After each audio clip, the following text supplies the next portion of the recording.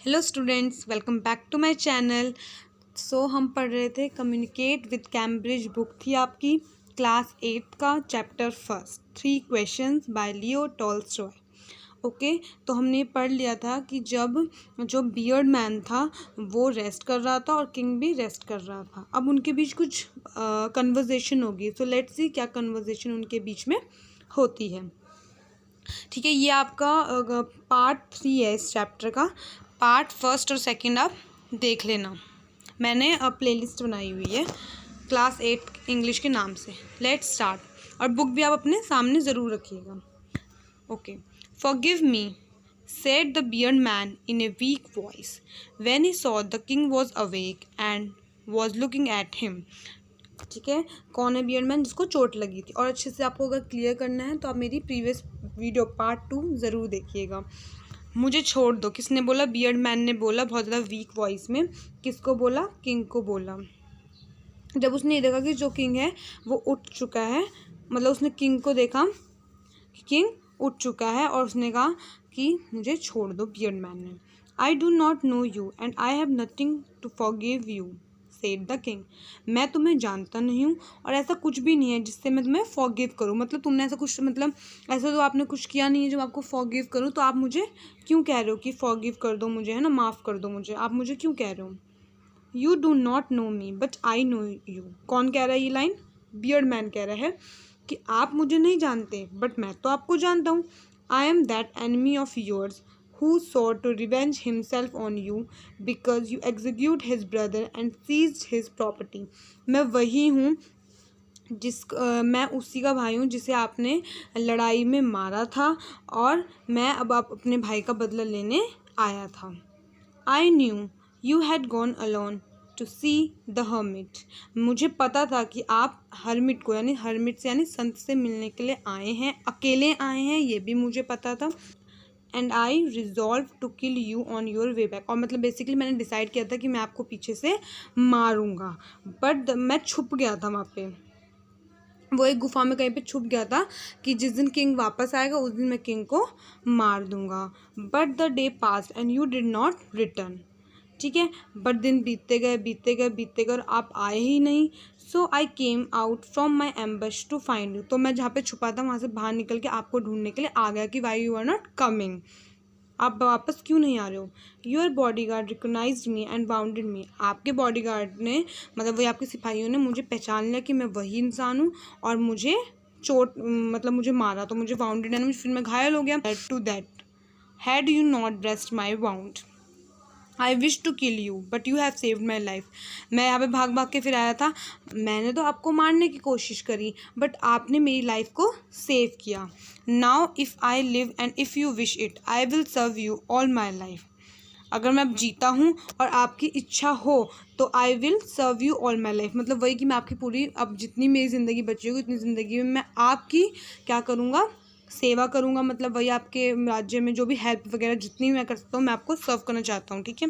The king was very glad to have made peace with an enemy so easily. King बहुत खुश हुआ कि मैंने एक एनिमी के साथ दोस्ती कर ली, वो भी इतनी ईजिली, है ना। दुश्मन तो राजा के बहुत होते हैं क्योंकि राजा भी वही अलग अलग राज्यों में जाते हैं, मतलब मारते वारते हैं, आपको पता है, मतलब ये सब चीज़ें होती है।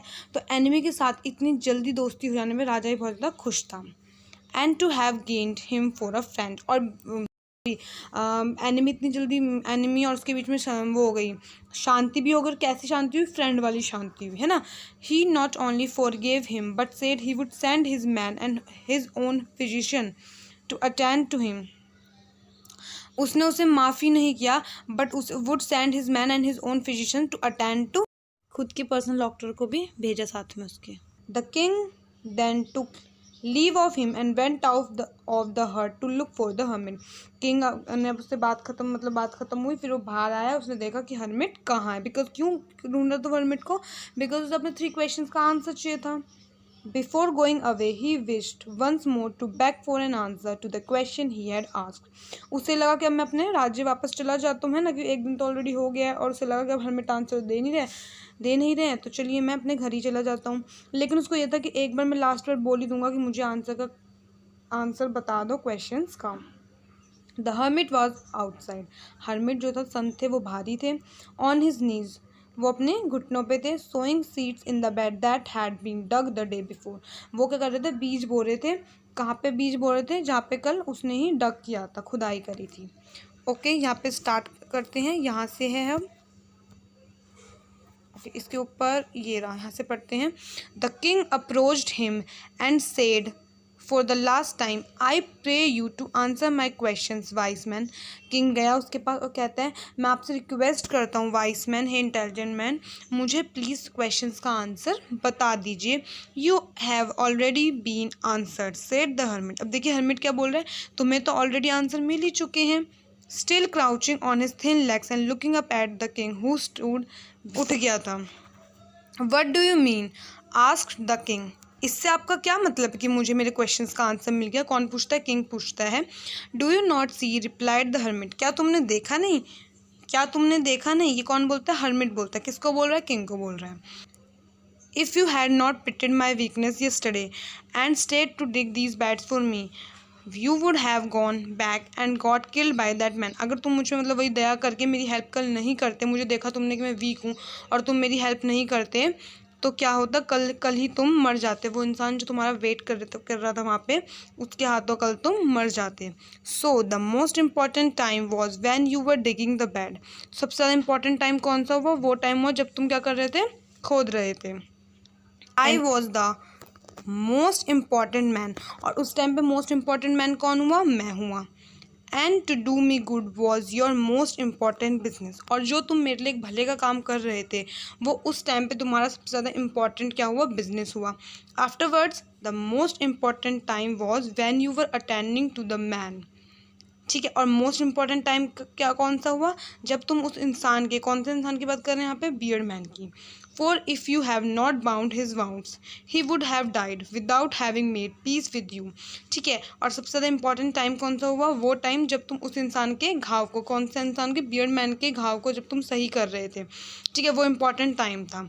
अगर तुम ये चीज़ नहीं करते, तुम्हारी और उसके बीच में शांति कभी नहीं हो पाती। So he was the most important man, तो मोस्ट इम्पॉर्टेंट मैन कौन हुआ, वो हुआ। And what you did from him was your most important business, और जो तुमने उसके लिए किया वो तुम्हारा मोस्ट इम्पॉर्टेंट बिजनेस था। रिमेंबर देन, याद रखो, there is only one time, बस एक ही टाइम होता है, that is important now.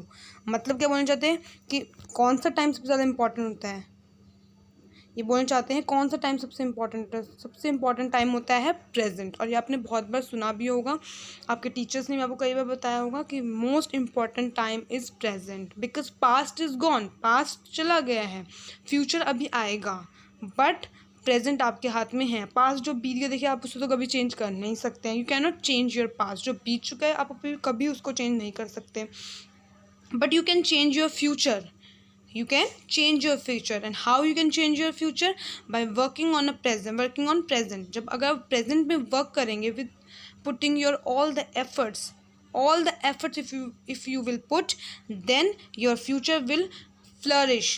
Okay, तो आपको प्रेजेंट में वर्क करना है, प्रेजेंट में हार्ड वर्क कीजिए। ये मत सोचिए कि अब क्या होगा, कल क्या होगा, no, you don't have to think about it, you just have to work on the present. Future will change definitely, और बहुत अच्छा आपका फ्यूचर होगा अगर आप प्रेजेंट में अपने सारी शिद्दत लगा देंगे।